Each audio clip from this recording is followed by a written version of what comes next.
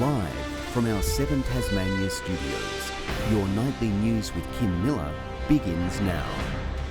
Good evening and thanks for joining us. First tonight, Tasmanians are being urged to prepare for the worst, with the state to receive a drenching in the next 36 hours. Authorities have already begun door-knocking residents in areas of concern. They fear it could rival the northern 2016 flooding disaster, with residents encouraged to continue monitoring conditions.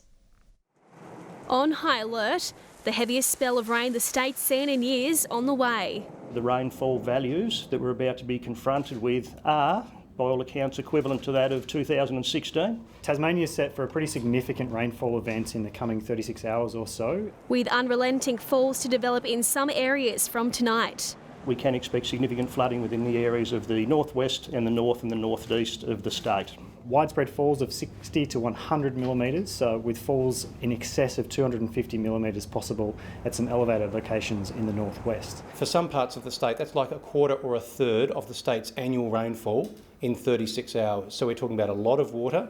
Comparing the deluge to the 2016 floods, where 3 people died, authorities are warning to prepare now. It's absolutely imperative that Tasmanians heed these warnings and they take note of the fact that it is going to be a long protracted rainfall event with windows of high rainfall values. It is serious and we want Tasmanians to be aware of that and to be right now, as they're receiving these messages, to right now be thinking about protecting their property, planning for the future and thinking about their movements. Police are urging everyone to prepare and to be safe. If you're in a forecast area, please stay inside and avoid all non-essential travel. Intense rain and flooding will make conditions outside and on our roads unsafe. Damaging winds are also a concern, with fallen trees and power outages a possibility. Rivers expected to rise rapidly, with significant flooding to develop throughout Thursday. At this stage, major flooding is likely parts of the Forth, North Esk, Mersey, Lower Macquarie, Meander and even potentially the River Ouse in the Derwent catchment. Expecting to clear in the early hours of Friday morning. Residents are being urged to keep up to date on the TasAlerts website. McKenna Bailey, 7 Tasmania News. The Tasmanian Fire Service's weight problem is worsening, with more vehicles found to be over the limit. Volunteers are being told to run reduced crews in medium and heavy tankers after it was revealed yesterday light tankers had been taken off the road. A frank admission from a minister under fire. It's not good enough where we've got to in terms of this engineering failure. So we're working through it. Reviews underway to ascertain how TFS light tanker vehicles ended up overweight. At least 20 of the 140-strong fleet taken out of action. The important thing here is we've identified the issue and that we've got a strategy to address the issue. Still insisting firefighting capacity this summer won't be affected. So we're working through to make sure that we can get those trucks back on the road and in a safe manner. 7 Tasmania News can reveal the TFS is already aware it's not just light tankers involved in the saga. Medium and heavy tankers have too much weight over the front axle. It's unclear just how many are affected. At the end of the day, this points to a systematic failure across the Tasmania Fire Service. The solution so far has been reducing crew numbers. There's also a plan to remove steel roll cages and bull bars and replace them with lighter aluminium ones. TFS can't keep going off the whim of random thought bubbles and try to apply those things without doing a risk assessment. Saying the risk heading into fire season is too great not to act. Josh Duggan, 7 Tasmania News. A key witness and friend of Bobby Medcraft has described the final moments of the Bernie father's life. Jake McDonald taking the witness stand today, describing a man enacting a swooping motion at the back of Mr Medcraft's leg. The witness also telling the jury it was too dark to see what was in the man's hand. Mr McDonald told how the Bernie father of 2 was face down on the ground with his, quote, hands over his head to protect himself as 2 other men allegedly kicked and punched him. The trial continues. Traffic was disrupted on the East Tamar Highway this morning after a ute towing a caravan rolled over. Both southbound lanes were blocked while emergency services attended. Traffic was diverted via the Batman Bridge or Mount direction. No one was seriously injured in the crash. A man has sustained minor injuries after a crash at Dowling Street in Launceston early this afternoon. Police say a vehicle pulled out without seeing the motorbike rider, who then veered off onto the footpath. The rider suffered leg and facial injuries. And an 83-year-old man and a 78-year-old woman remain in the Launceston General Hospital following a single vehicle crash near Nunamara yesterday afternoon. Police believe the female passenger was not wearing a seatbelt. Anyone who witnessed the crash is urged to contact police. Almost 160,000 votes in Tasmania's local government elections have been returned. More than 400,000 ballot packs have been delivered. Dorset Council has returned the most so far, about 48% of enrolled voters. Flinders Island has returned the least. The elections are this year compulsory for the first time. If you have not received your pack, visit the Tasmanian Electoral Commission's website. Launcestonians living with a disability are calling for more wheelchair accessible transport options in the city. According to Labor, there's not enough accessible taxis in the north. Heart-wrenching, really, to see those people in wheelchairs left out in the cold and left stranded. There are less than 10 wheelchair accessible taxis in the northern region, and we know that right now that is not enough to service the needs of the incredible people in our community that deserve to be able to participate fully in life in Tasmania. In response, Transport Minister Michael Ferguson says the government has made wheelchair accessible taxi licences free, with 4 new drivers recruited in Launceston. The government also offering $600 for each new driver's training and authorisation costs. Young Tasmanians are being targeted as part of a recruiting blitz attempting to fill vacancies in the state's policing ranks. The campaign is looking to attract newcomers from all walks of life, ready to take on a unique and challenging environment. Preparing this cohort for the tough realities of pulling on the uniform. Tasmania Police is now on the lookout for fresh candidates, with its new recruitment campaign hoping to capture the eye of those considering a career in the force. If you're passionate about doing it, just have a go. Just push yourself out of your comfort zone and just take that step, because it is really rewarding once you get there. Tasmania Police will have its largest ever recruit program. We are looking to fill 80 police positions in our January course. 65 vacancies need to be filled as the government reiterates its commitment to increasing numbers. We've got record low unemployment at the moment. That's a good problem to have, but we need to be making sure in the police force that we're attracting people. The new commissioner committed to the welfare of those stepping into the roles. I'm very confident that we have a supportive environment. We have the nation's best mental health and wellbeing program.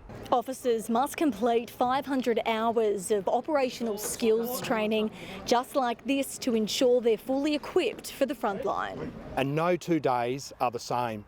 So what we're looking for is just normal people to step up and do extraordinary things on a daily basis. Grace Evans, 7 Tasmania News. And superstar import Josh Jett has opened up about life outside of basketball as his family prepares to welcome a new member to the Jack Jumper fraternity.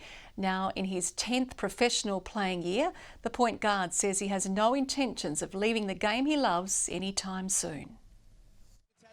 He's a Jett on the floor, boasting an extensive career resume, never shy of an electric moment. Oh no. Josh Jett for the answering triple. More than 15,000 kilometres away from his Alabama roots, Josh Jett is the only Jack Jumpers import to return from the historic inaugural season. When I landed back in Hobart a couple months ago, it felt like home.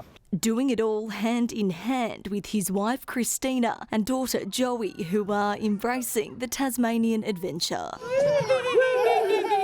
I went to the post office the other day and the lady came around the counter and gave me a hug because she was excited to see me back. So it just means a lot to have the community be so supportive. After overcoming the difficulty of being swept up in a global pandemic away from their loved ones. The lockdown and then also the 2-week quarantine.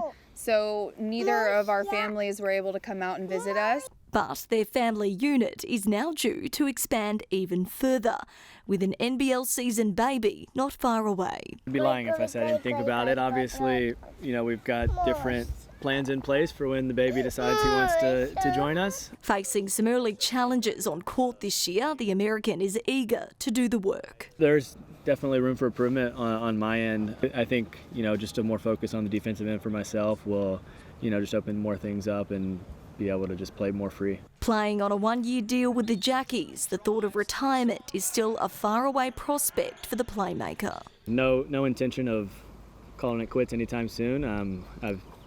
As long as Christina will travel around and take care of me, I'll keep playing. A win on the board and awaiting an exciting new personal chapter, the 32-year-old remains grateful. We're not going where the path may lead, but creating your own path and leave a trail, which has been pretty appropriate for my career. Grace Evans, 7 Tasmania News. Redheads have eaten with their eyes in one of the best jobs in the state, judging this year's Tasmanian baking show. Lines of loaves and a parade of pastries watered the mouths of industry experts, with one rising star sharing the secret to a dreamy Danish.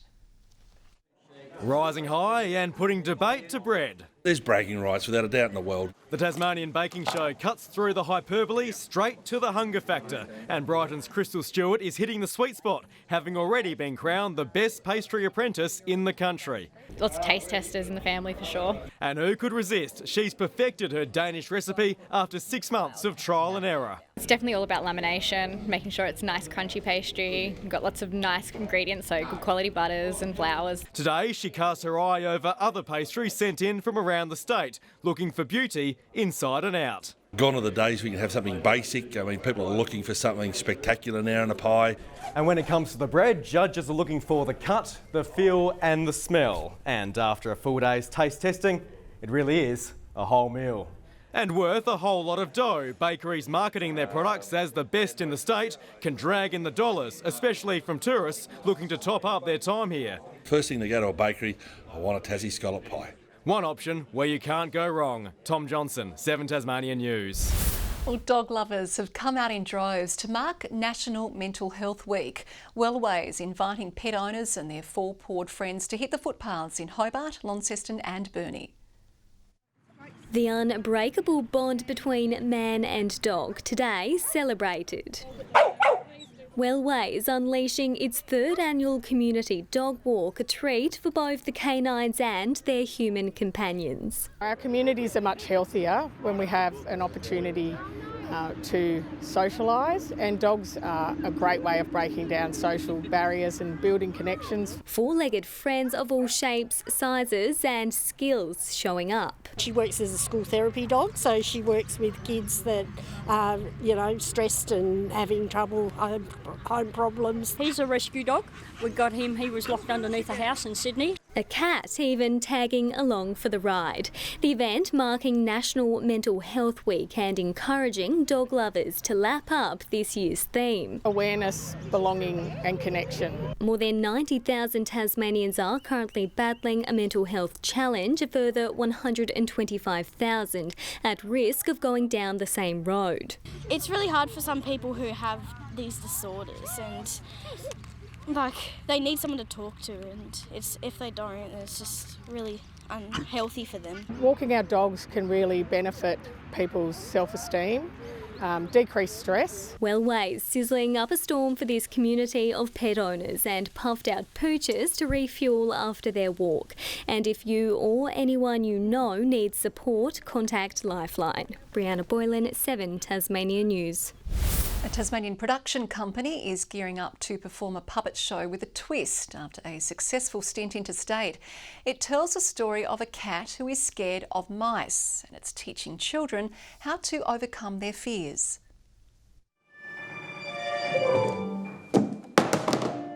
It's a tale of a cat with a very peculiar fear.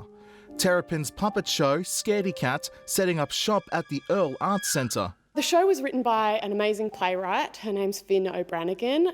Came to her a few years ago looking at bringing life into inanimate objects. It tells the story of a cat who is scared of mice, with a supporting cast of other lively puppet characters, including furniture, highlighting how to deal with anxiety to a younger audience. Scaredy Cat at its heart is a show about dealing with adversity, dealing with anxiety, dealing with subject matter that's not often spoken about in younger audiences. The puppet show is performed without dialogue, allowing children to interpret it in any way they want.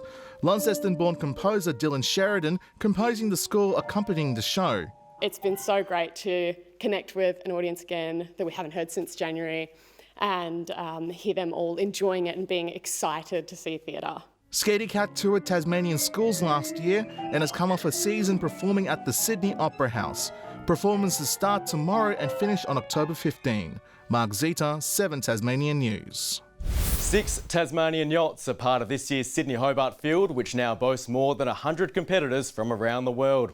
2018 handicap winner Alive is back for another year, skippered once again by the Derwent Sailing Squadron's Duncan Hine.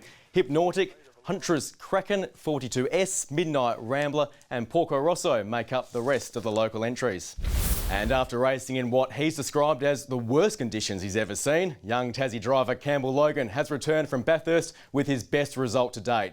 Logan made his first podium in the Toyota support category, supercharging ambitions of hitting the big time. Mastering the mountain, Campbell Logan snuck into second in the nick of time. But it's now Logan on Gilroy, slightly ahead. Holding on for his first podium finish in the Toyota Gazoo 86s on Sunday. It's been a lot of hard work, a lot of early mornings, late nights. But all paying off, enjoying success where drivers become immortal. It's kind of hard in a sense to to grasp being at Bathurst and actually being on the track where so many people have become legends of the sport. Logan's also been named the series' best new driver and has his sights clearly on the supercars, following in the foot pedals of his hero, Shane van Gisbergen. Farewell Holden, hello Shane van Gisbergen, the winner of the Repco Bathurst 1000. Logan's result on the weekend helps. Achieving success on this rung of the ladder is tough. It's a lot of young drivers that are like me trying to prove themselves to the guys that run supercar teams. If you make a mistake, you're not going to be there by the end of the day. It's really cutthroat. There was plenty of room for error the day before. Saturday's big wet caught out some of Logan's rivals. I've never driven in worse conditions in my life. The visibility was a big challenge, but by the end it was, nice to be able to survive and get a good result. And hopefully plenty more good results to come. Good evening everyone. 19 degrees across Hobart, Launceston and Devonport today, and Burnie reaching 15. Across the state, Strawn the top of 23 degrees, King Island and Ouse 21, 19 on Flinders Island and in Grove, St Helens and Friendly Beaches both 16 and 11 in Lyowini. A significant band of middle and high level cloud can be seen moving over the state today. And further out, a giant low-pressure system is swirling around to the south of the Bight, directing a frontal band towards the eastern states, while middle and high-level cloud is reaching across the southern half of the country. Tomorrow, a large cold front is expected to slowly cross Tasmania, with a low-pressure system to the west beginning to decay. Northeasterly winds 20–30 knots tomorrow, reaching up to 35 knots about the south, seas increasing to 3 to 4 metres in the east. And as mentioned earlier, there is a severe weather warning for intense rainfall and damaging winds for the north and parts of the western, southeast and east coast districts, and for damaging surf for the east coast. There is a gale warning from Stanley to Low Rocky Point and a strong wind warning for other inshore waters and lakes. A flood watch is in place for the northwest, north and northeast and Derwent catchments, moderate flood warnings for the Meander, Mersey and North Esk rivers. A flood watch and act Prepare Now has been issued for Kimberley to Latrobe and surrounds, and a warning to sheep graziers for the Furneaux Islands, the North, Midlands and East Coast districts. Rain and 17 in Hobart tomorrow, 16 in Cygnet, New Norfolk 18. 17 and heavy falls in Launceston, Devonport 15, rain and 16 in Campbelltown. Heavy falls in the west with Burnie reaching 14 tomorrow, 16 in Strawn, Smithton at 15, and similar weather in the east with St Helens and Swansea 15 and 14 in Fingal. And the UV tomorrow is high across the state. On Friday, rain clearing in the east in the morning with showers elsewhere. Showers about the west and far south on Saturday, extending over the north. And on Sunday, showers in the west extending statewide. 20 degrees in Perth tomorrow, Adelaide and Melbourne 17, partly cloudy in Sydney and 34 in Darwin. And currently Hobart, possible showers and 16, developing rain in Launceston, 17 there, and rain in Devonport developing also 15. And Kim, just recapping, a flood watch and act prepare now for the Meander and North Esk Rivers and Redwater Creek, and a monitor conditions for the North Esk River from Coralline to Mowbray. Stay safe, everyone. Thank you, Chelsea. And just a reminder, one way you can keep updated on the severe weather situation is by heading to the Tas Alert website. Thanks for joining us this evening. That is all your news for now. Take care. Good night.